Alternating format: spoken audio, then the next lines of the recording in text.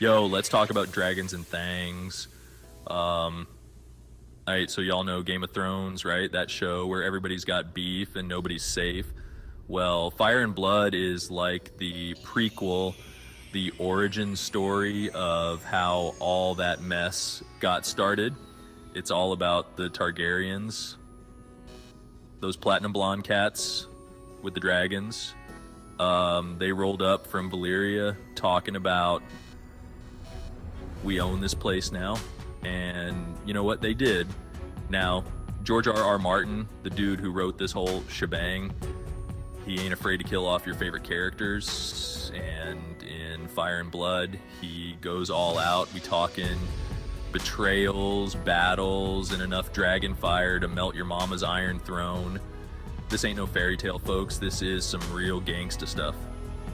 So, strap in, grab your dragon glass, and let's dive into this epic tale of power, madness, and dragons that could roast a whole Thanksgiving turkey in one breath. You down? Let's do this. It's gonna be a bumpy ride. Aegon, the OG conqueror, dropping fire and securing the throne. This dude was ambitious. He looked at a continent divided by 7 kingdoms and said, yeah, I'm gonna take that. With his dragons, Balerion, Meraxes, and Vhagar, he showed who was boss. Imagine looking up and seeing that in the sky. He melted down enemy swords to make the Iron Throne. Talk about a power move. Messing with Rhaenys, you know, she had to be a problem.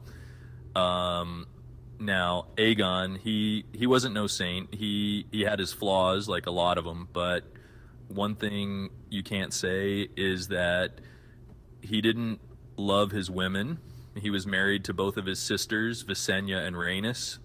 Yeah, you heard that right, his sisters. It was a Targaryen thing. Don't judge. Now, Rhaenys, she was something else. She was fly, she was fierce, and she rode a dragon named Meraxes. She was like the Beyonce of her time. She wanted to conquer Dorne, but the Dornishmen, they were stubborn and they played fucking dirty, man. They ambushed her and Meraxes, took them down hard. That's when you knew this whole Targaryen reign was going to be wild. Even with dragons, there were no guarantees in Westeros except maybe death and taxes. And dragons. Maegor, the Mad King, dude, was straight tripping. After Aegon kicked the bucket, things got real messy real quick. His son, Ennis, tried to rule, but he was softer than a marshmallow in a pillow fight. Then came Maegor, Aegon's other son, and this dude was the opposite of chill. We talking full-blown, certifiable, off-the-chain, crazy. Maegor was like that dude at the barbecue who's had one too many and starts swinging on everybody, except instead of fists, Maegor was swinging a sword called Blackfire, and instead of the barbecue, it was the whole kingdom. Dude was ruthless, killed anyone who challenged him, even his own family. He even rode Balerion, Aegon's old dragon, which was like riding a tank with wings. Man, those were some dark times. It's like, you thought the Targaryens were bad before? Yeah, right.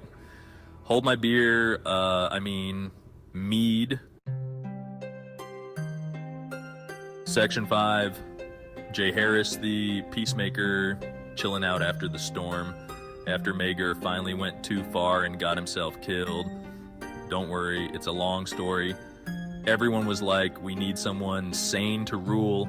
Enter Jaehaerys the First, Maegor's nephew. Now, Jaehaerys was the man.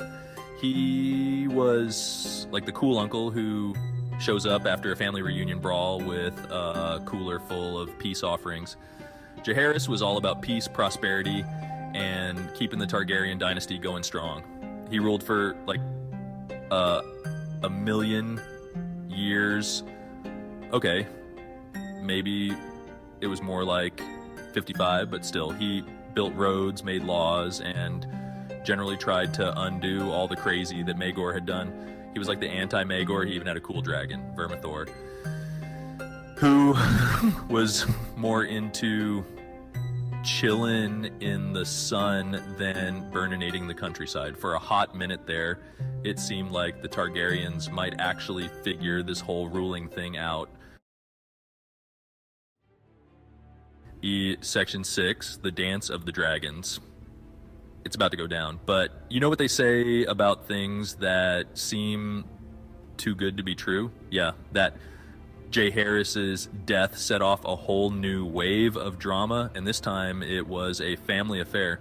See, Jaehaerys had a granddaughter, Rhaenyra, who he'd named his heir, but then he had a son, Viserys, and things got complicated. Viserys had a son of his own, Aegon II, and half the kingdom thought he should be king instead of Rhaenyra. Talk about a family feud. This was like the Targaryen version of Thanksgiving dinner gone wrong. So what happened? War, baby. The Dance of the Dragons, they called it. Dragons fighting dragons, brother against sister, cousin against cousin. It was a whole mess, and by the end of it, everybody had some major PTSD, or, you know, we're dead. Section 7, Blood and Cheese. Revenge is a dish best served Targaryen style. Remember how I said the Targaryens don't play when it comes to revenge? Well, the Dance of the Dragons had some seriously messed up moments. One of the wildest was the blood and cheese incident. I'm talking cold-blooded, calculated vengeance.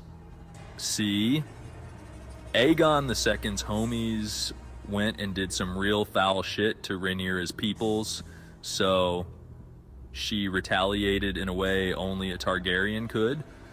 Blood, a former soldier, and cheese, a rat catcher. Yeah, you read that right.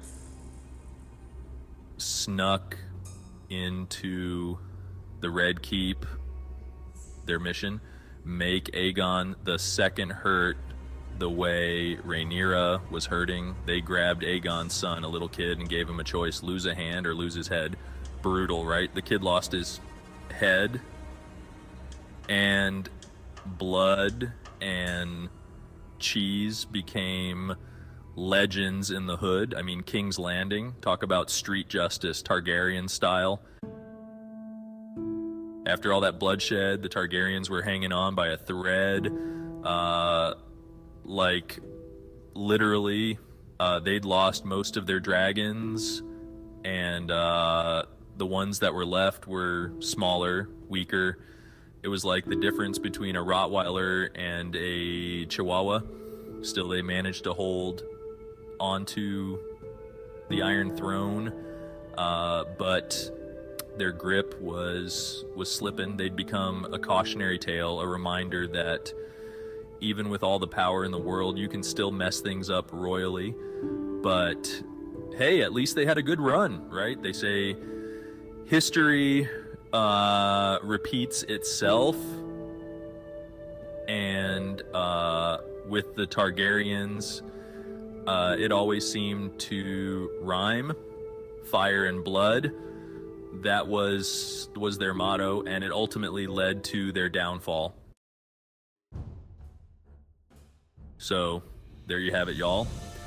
Fire and Blood, a legacy of litness, a story of ambition, madness, dragons, and some seriously fucked up family drama. It's a reminder that even in a world of magic and dragons, it's the human heart that's the most dangerous weapon of all. George R. Martin, man, That dude is a straight up gangster with a pen.